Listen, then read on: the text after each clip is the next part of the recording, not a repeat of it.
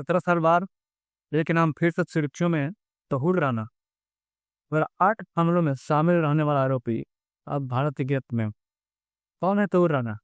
क्यों भारत उसके पीछे इतने सालों से पड़ा था, और आखिर अब जाकर उसे भारत कैसे लाया गया है? चलिए जानते हैं एक एक करके पूरी टाइमलाइन के साथ। वेलकम टू माय चैनल, आप सभी का स्वागत है वर्ल्ड डायनामिक्स। कौन है तहूर राना? पाकिस्तान में जन्मा, अमेरिकी डॉक्टर रहा और फिर कनाडा गया और बाद में अमेरिका में बस गया, और वहीं उसने एक इमिग्रेशन कंपनी को चालू किया था। अब आप सोच रहे होंगे कि ये इमिग्रेशन कंपनी जिसने चालू किया था, तो फिर ये कैसे लिंक मतलब इस घटना से, जो 26/11 घटना हुआ था मुंबई में, 2008 में घटना हुई थी जिसमें लमसम 100-200 लोगों की मृत्यु हुई थी।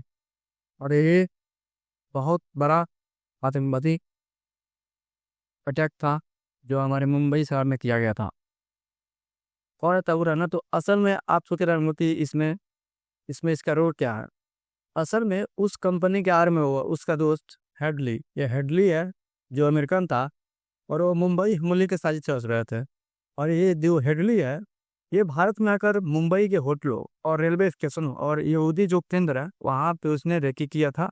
इसके अगल बगल इसने पूरा जो इनपुट है उसने इकट्ठा किया, और ये सब राणा की मदद से किया था। और राणा ने इसको जो फर्जी डॉक्यूमेंट है, फर्जी जो डॉक्यूमेंट है, इसको भारत में एंटर करने के लिए, और ये राणा का दोस्त था और राणा के लिए एक काम किया था, और किसने पूरा डिटेल राणा को दे दिया था। और इसके कारण इस हेडली को जब पकड़ा गया तो हेडली ने बताया था कि राणा के कहने पर ही हम भारत में रेकी किए थे, और भारत में ये सब जो भी मैंने इनपुट दिया था राणा के कहने पर दिया था। तब बाद में पता चला कि राणा ही मेन मास्टरमाइंड है 26/11 हमले का। आइए हम समझने की कोशिश करते हैं कि 2008 से 2025 तक क्या क्या टाइम नहीं रहा। जब तक 26 नवंबर 2008 में मुंबई पर तो सबसे बड़ा आतंकी हमला हुआ ही, अमेरिका में डेविड हेडली और राणा को FBI ने गिरफ्तार कर लिया, और हेडली ने कबूला कि राणा ने उसकी मदद की थी, लेकिन अमेरिका ने राणा को सिर्फ डेनमार्क केस में दोषी माना। मुंबई केस में डेनमार्क को देश डेनमार्क जो देश है उसमें कुछ आतंकवादी घटना हुआ था, वहां पर राणा को दोषी माना गया, मतलब मुंबई केस में उसको नहीं माना गया था। फिर 2013 में क्या हुआ कि राणा को 14 साल की सजा हुई, और भारत लगातार कहता रहा कि हमको राणा चाहिए, मतलब अमेरिका ने इसको नहीं माना। भारत ने दोबारा प्रत्यर्पण की मांग की थी उसके कोर्ट से। फिर 2021 में भारत ने राणा को फिर हिरासत में लिया, और इस पर भारत भेजने के लिए अमेरिका ने कहा कि आपको भारत भेज देंगे राणा को, मतलब, लेकिन अमेरिका ने फिर इस बात को मुकर गए, और अमेरिकी कोर्ट बोली कि भारत को सौंपा जा सकता है। 2023 में फाइनली अमेरिकी कोर्ट बोली कि भारत को सौंपा जा सकता है। लेकिन फिर 2024 में अमेरिकी सरकार ने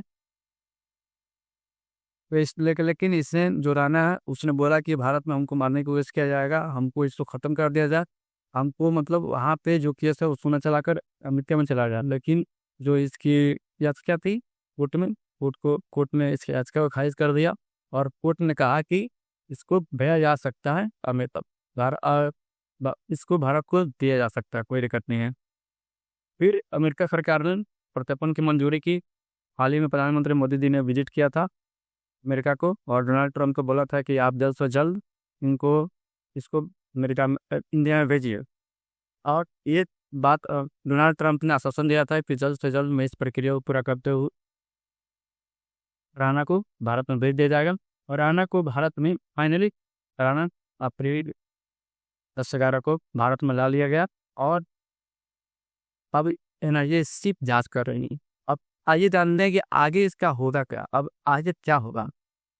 दरअसल राणा को अभी 18 दिन का NIA का कस्टडी मिला हुआ है, NIA कस्टडी मिला हुआ है 18 दिन।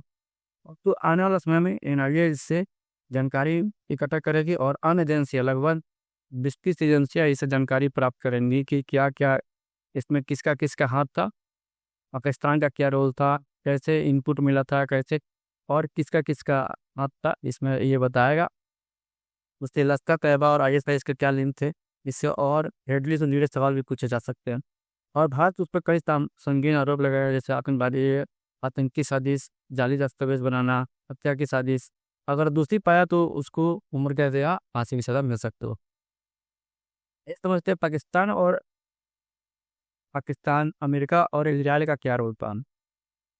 दरअसल अमेरिका ने राना को भारत से सौंपने से पहले बहुत सबूत मांगे हैं और भारत ने उसे संतुष्ट भी किया है और अपने सबूतों के माध्यम से उसने कहा है कि मेरे पास पुख्ता सबूत है और आप देख सकते हो कि ये जो राना है ये बहुत खतरनाक है, आतंकवादी है, जो 26/11 मामले में मुख्य किरदार के रूप में रहा है। दूसरी तरफ पाकिस्तान दूसरी तरफ पाकिस्तान के साथ में इसका यही कह रहा है कि ये पाकिस्तान का जो आर्मी डॉक्टर होता है वो डॉक्टर रहा हुआ है और ISIS के हैंडलर भी रहा हुआ है। कहीं ना कहीं ये पाकिस्तान से इसका लिंक है। दूसरी तरफ भी पाकिस्तान भी आज भी कहता है कि हमले में हमारा कोई हाथ नहीं है, 26/11 हमले में हमारा कोई हाथ नहीं है, जबकि जो वहाँ का कसाब आया था, कसाब को पकड़ा गया है तो कसाब ने खुद का बोला था कि मैं पाकिस्तान का हूँ, लेकिन पाकिस्तान आज ही मानने से इनकार करता है।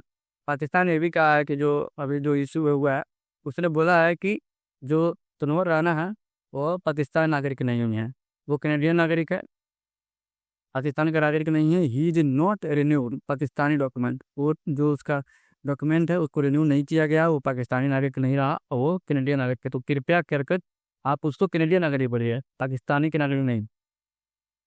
आगे चलते हैं कि इसके जो इजरायली नुमा हैं हमारे यहाँ इजराइल के ताबूत हैं, उन्होंने ही बोला है उन्होंने भी बोला है कि जो धैर्य भारत की धैर्य की जीत थी और न्याय की जीत हुई है।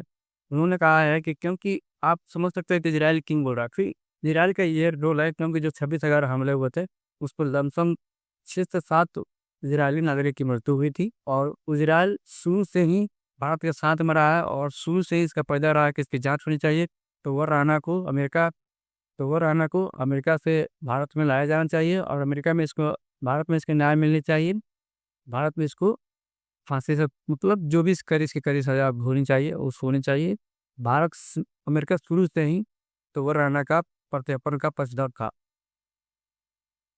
तो ये रही तो वह राना की पूरी कहानी। 17 साल लंबा इंतजार, इंटरनेशनल कोर्ट और अब भारत की गिरफ्त में है। क्या राना से मिलेंगे वो सबूत जो 26/11 साजिश को पूरी तरह से बेनकाब करेंगे, या फिर ये अब सिर्फ एक राजनीतिक ड्रामा बनकर आ जाएगा। आपका इस पर क्या सोचना है नीचे कमेंट में जरूर बताएं। अगर वीडियो अच्छा लगे तो लाइक कीजिए और शेयर कीजिए और चैनल को सब्सक्राइब करना ना भूलें।